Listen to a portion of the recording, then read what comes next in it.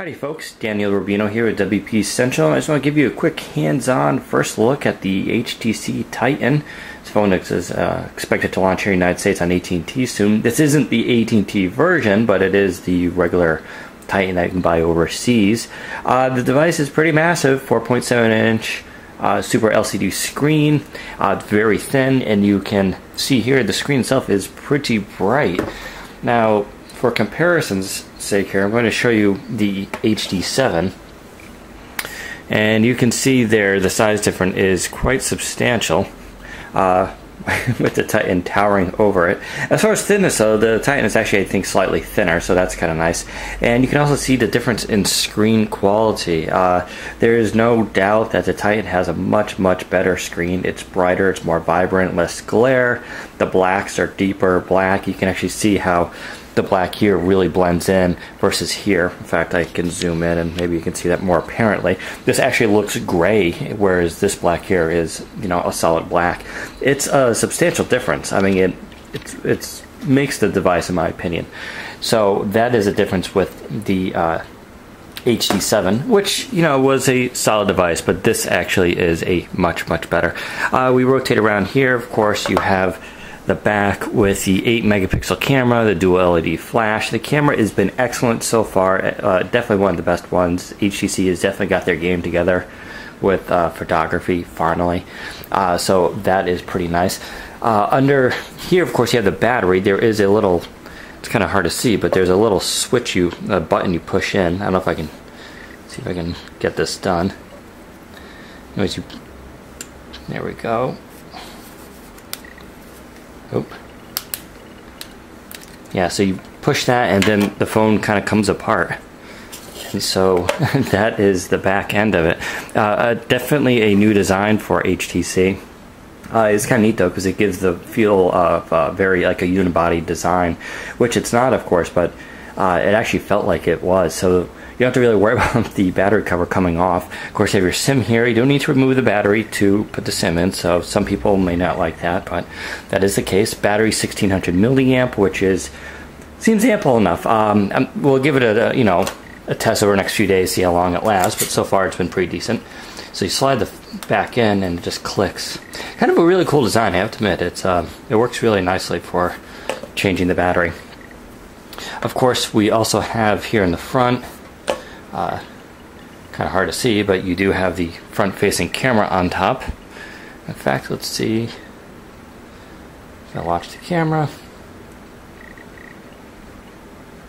There you go, there's my ceiling and a little bit of my hair. Front-facing camera is 1.3 megapixel, works very well.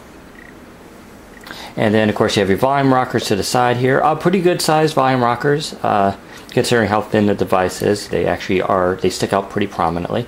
Power button on top, a little bit smaller than I would like, but it works. And then, of course, you do have your 3.5 headset here on top, and you have a micro USB to the side.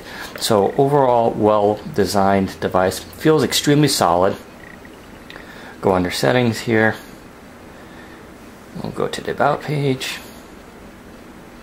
So this has no software installed on it right now. So you can see the device comes about 12.3 gigs of storage space left over. That's just on the initial. Not too bad. That's out of 16 gigs, of course. The device is rocking a 1.5 gigahertz CPU, which is pretty nice. I am running it on at&T, and I do have very good reception here, actually. I'm going to say so far, out of all the phones I've tested on at&T with their network, this phone gets some of the best reception. So that is good to know. Of course, that probably lends itself to the size of the device, which makes it act like a giant antenna. But, you know, this is just good to know. I normally get 2 to 3 bars here in my other phones. So that kind of puts it into perspective. Now, I haven't seen the HDSPA Plus, aka the 4G network. So I'm curious whether or not I will, or if I have that in the area.